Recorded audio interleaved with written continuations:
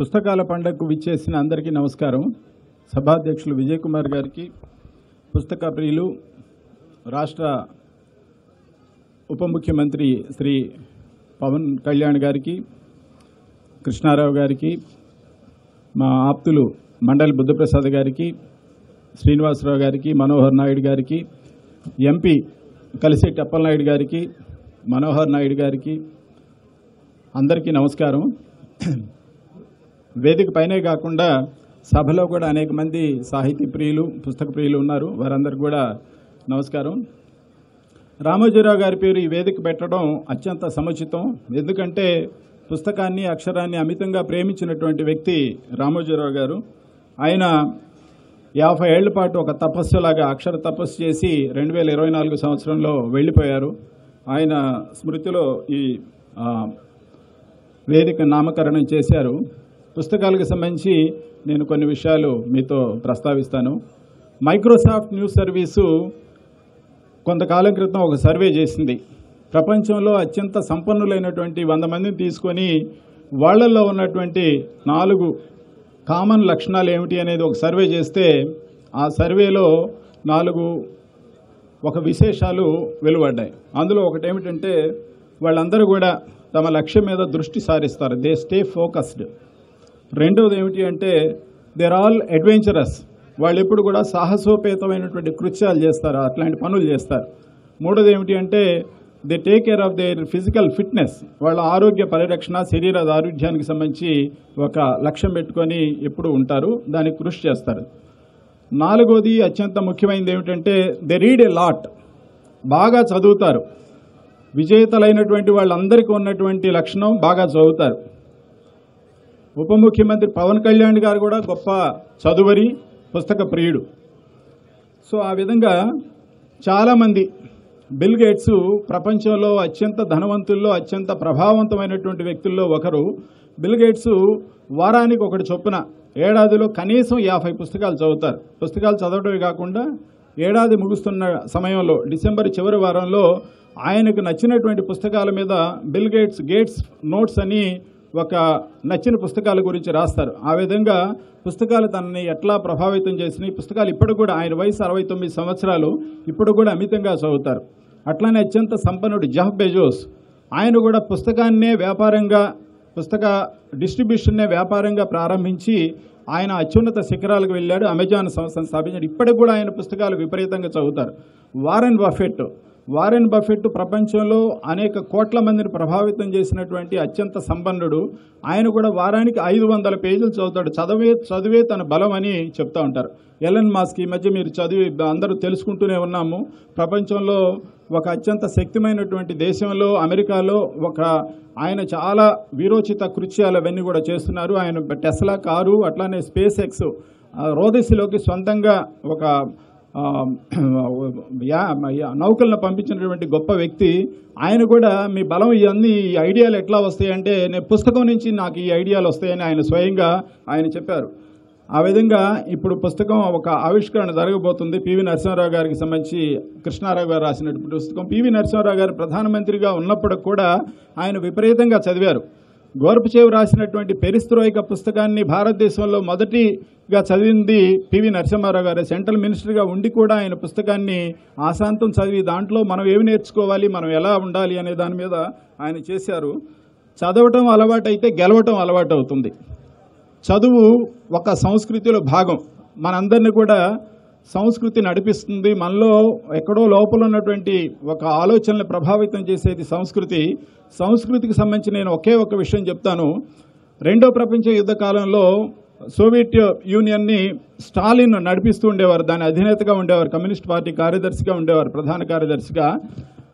2వ ప్రపంచ యుద్ధ కాలంలో సోవియట్ సైనికులు 1 కోటి మంది చనిపోయారు. 1 కోటి మంది చనిపోతే ఆ యుద్ధ రంగంలో ఉన్నటువంటి వాళ్ళు, రష్యన్ సైనికులందరూ కూడా పరారాయి వెనక్కి వస్తూ ఉంటే స్వయంగా స్టాలిన్ ఆ యుద్ధ రంగానికి వెళ్ళి ఆయన వాళ్ళ ఒక ఉత్తేజకరమైనటువంటి ప్రసంగం చేస్తారు. సోవియట్ సైనికులారా, మీరు ఎవరు, మీరు మీ గతం ఏమిటి, మీరు ఎక్కడి నుంచి వచ్చారు, మీరు కేవలం ప్రాణాలు కాపాడుకోవడం కోసం యుద్ధరంగం నుంచి మళ్ళీ వెనక్కి వెళ్తారని ఒక ఉత్తేజకరమైనటువంటి ప్రసంగాన్ని ఇస్తే వెనక్కి వెళ్ళినటువంటి వాళ్ళు మొత్తం వచ్చేశారు. యుద్ధరంగంలో ఉన్నటువంటి రష్యన్, సోవియట్ సైనికులు అందరూ కూడా ముమ్మరంగా చేసి తర్వాత నాజీ సేనలను ఓడిస్తారు. మరొక 1 కోటి మంది చనిపోతారు. 1 కోటి మంది చనిపోయినా కూడా వెనక్కి వెళ్లరు. అట్లాంటి ప్రభావం మన మీద సంస్కృతి క్రియేట్ చేస్తుంది. అట్లాంటి సంస్కృతి మనకి ఎక్కడి నుంచి వస్తుందంటే చదవటం నుంచి వస్తుంది, చదువు సంపర్కం వల్ల వస్తుంది. కానీ దురదృష్టవశాత్తు మనం చదువును మర్చిపోయాం. అందువల్లే మనం ఒక ఉనికి కోల్పోతున్నటువంటి జాతుల్లో మన తెలుగు జాతి ఒకటి. ఎందుకంటే పుస్తకం 12 కోట్ల మంది తెలుగు వాళ్ళు ఉంటే ఒక సగటు పుస్తకాన్ని 12,000 కాపీలు కూడా అమ్మలేని ఒక దుస్థితి మనకు నెలకొన్నది. అందుకని చదువు అనేది ఎప్పుడు మనకు బలం. ఎంతమంది విజేతలు ఇవన్నీ కూడా. బరాక్ ఒబామా ఆయన జీవిత చరిత్ర రాస్తే ఆయన 26 లక్షల కాపీలు ఏడాది కాలంలో అమ్మారు. అట్లానే వేర్వేరు ప్లాట్ఫామ్స్లో 33 లక్షల కాపీలు అమ్మారు. అంటే పుస్తకం ఇప్పటికి కూడా సజీవంగా ఉంది. దురదృష్టవశాత్తు ఏంటంటే భారతదేశంలో దాన్ని వృద్ధిలోకి లేదు. ముఖ్యంగా తెలుగునాట మరీ దుస్థితిలో ఉంది. దీనికి అనేక కారణాలు ఉన్నాయి. వాటన్నిటి గురించి మనం విశ్లేషించుకోవాలి. అట్లానే మన చదువు, మన బడులు, మన కళాశాలలు, మన విశ్వవిద్యాలయాలు మనకి పుస్తకాన్ని దూరం చేస్తున్నాయి. ఒక అత్యున్నతమైనటువంటి ఒక అభివృద్ధి సాధించినటువంటి దేశాలన్నీ కూడా వాళ్ళు పుస్తకానికి ప్రాధాన్యం ఇచ్చినాయి. ప్రపంచంలో అత్యున్నత విద్యా విధానాల్లో ఫిన్లాండ్ ఒకటి. ఫిన్లాండ్ అంత గొప్ప విద్యా విధానం ఎందుకు అంటే వాళ్ళు చదువుని అంటే పుస్తకాన్ని ఒక భాగం చేశారు, కరికులంలో ఒక భాగం చేశారు. అందుకని అట్లా వచ్చినాయి. అనేక యూరోపియన్ దేశాలు, అమెరికాలో కూడా అంతే. అమెరికాలో ఇప్పటికి కూడా ఒక గ్రంథాలయ వ్యవస్థ పటిష్టంగా ఉంది, పుస్తకం పటిష్టంగా ఉంది. చాలామంది ప్రముఖులు బాగా చదువుతున్నారు, ప్రముఖులు రాస్తున్నారు. బరాక్ ఒబామా 2 సార్లు అమెరికా అధ్యక్షుడై పుస్తకం రాసి తన రాయల్టీలే కొన్ని కోట్ల రూపాయలు తనకు వస్తున్నాయి. పుస్తకాన్ని అమితంగా ప్రేమించారు. అందుకని ఆ జాతులు సజీవంగా ఒక కల్చరల్ ఫ్లో అది సాగుతూ ఉన్నాయి. అందువల్ల మనకి వాళ్ళ 10th క్లాస్ అయిపోయిన తర్వాత సోషల్ స్టడీస్ పూర్తిగా దూరం అవుతుంది. నేను చాలా కాలం జర్నలిజం స్కూల్ ప్రిన్సిపల్గా కూడా ఉన్నాను. అనేక మంది విద్యార్థులు, నవతరం విద్యార్థులు మేము ఇంటర్వ్యూ చేస్తున్నప్పుడు వాళ్ళు అసలు చదవడం పూర్తిగా మానేసినటువంటి దృష్టాంతాలు మాకు చాలా తెలుస్తూ ఉన్నాయి. పుస్తకాలు అసలు చదవటం లేదు. డిగ్రీ పాస్ అయినటువంటి విద్యార్థి ఒక్క పుస్తకం కూడా చదవకుండానే డిగ్రీ పూర్తి చేస్తున్నారు. ఇట్లాంటి దుస్థితి ప్రపంచంలో ఎక్కడా లేదు.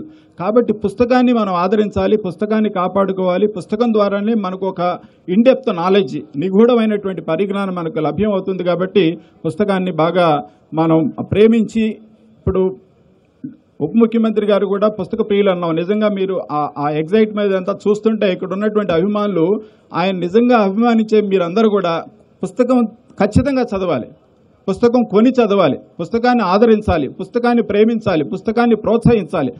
ఇక అందువల్ల మనం కూడా ఒక లక్ష్యం పెట్టుకొని పుస్తకాలు చదివితే, ఉప ముఖ్యమంత్రి గారి అభిమానులు కూడా ఎక్కువ మంది యూత్ కాబట్టి నేను చాలామందికి చెప్తుంటా, డిగ్రీ 3 ఏళ్ళు BA BCom BSc చదివితే 36 నెలలు, అట్లానే బీటెక్ చదివితే 48 నెలలు. నెలకొక పుస్తకం చదివి నేను డిగ్రీ సమయంలో చదివినటువంటి 48 పుస్తకాలు ఇవి అని ఒక మీ రెజ్యూమేకి ఒక జత చేస్తే మీకు ఎవరు ఉద్యోగం ఎవరో నాకు చెప్పండి. ఖచ్చితంగా అట్లాంటి ప్రభావం పుస్తకం మీద ఉంటుంది. కాబట్టి ఇక్కడ ఉన్నటువంటి విద్యార్థులు అందరూ కూడా మళ్ళీ ఇక్కడ పండగ 12వ తారీఖు దాకా జరుగుతుంది కాబట్టి మీరు ఇవాళే కొనుక్కోండి. నిజమైనటువంటి అభిమానం అది. అంబేద్కర్ కూడా బాగా చదువు ద్వారానే మనలో ఒక నైపుణ్యం వస్తుంది. నైపుణ్యమే మనకు ఆత్మవిశ్వాసాన్ని కలిగిస్తుంది. నైపుణ్యం ద్వారానే మన దారిద్ర్యం నుంచి, దాస్యం నుంచి బయటపడతామని చెప్పారు. కాబట్టి అట్లాంటి మహనీయుల్ని ఆదరించే వాళ్ళందరూ కూడా బయటికి రావాలి. గాంధీజీ కూడా పుస్తకాన్ని చివరి వరకు, పత్రికని ఆయన 4 పత్రికలకు సంపాదకుడుగా ఉన్నారు. ఆయన పుస్తకం రాశారు, సత్యశోధన అనే పుస్తకం ఆయన రాశారు. ఆ పుస్తకం ప్రపంచంలో అతి ఎక్కువ మందిని ప్రభావితం చేసినటువంటి పుస్తకాల్లో సత్యశోధన ఒకటి. అందుకని పుస్తకం మన మీద చాలా ప్రభావం చూపుతూ ఉంటుందన్నమాట. సో నేను ఈ ఉప ముఖ్యమంత్రి గారు ఇక్కడ ఉన్నారు కాబట్టి మన విద్యా విధానంలో కూడా పుస్తకాన్ని ఒక భాగం చేయమని వారికి విజ్ఞప్తి చేస్తున్నాను. ఎందువల్ల అంటే world association of news papers వాళ్ళ అధ్యయనం ప్రకారం 12వ సంవత్సరం చదివే అలవాటు ఏర్పడుతుంది. అప్పటి వరకు నేర్చుకోవడం, బొమ్మలు వేయటం, రంగులు వేయటం ఇవే ఉంటాయి. కానీ 12వ తరగతిలో అంటే 12వ సంవత్సరంలో అంటే 7వ తరగతి వయసులో మనుషుల్లో వికాసం మొదలవుతుంది. అప్పుడు పుస్తకం అన్ని పరిచయం చేయాలి, పత్రికని పరిచయం చేయాలి. మనం ఎప్పుడైతే జూన్ జూలై నెలల్లో విత్తనాన్ని నాటుతామో 12వ ఏటలో పుస్తకాన్ని కనుక అలవాటు చేస్తే జీవితాంతం అది అంటిపెట్టుకొని ఉంటుంది. అదనులో నాటు వేసినట్టే, అదనులో విత్తనం వేసినట్టుగానే 12వ ఏట వచ్చినప్పటి నుంచి పిల్లలకు పరిచయం చేశారు. ఎక్కువ మంది తల్లిదండ్రులు ఉన్నారు కాబట్టి, టీచర్స్ ఉన్నారు కాబట్టి పుస్తకాన్ని మీ కరికులంలో, మీ జీవితంలో, మీ ఇంట్లో భాగం చేయండి. మీ అల్మారాలో ఎక్కువ పుస్తకం ఉంటే అది మంచి ఇల్లుగా మీరు చేయండి.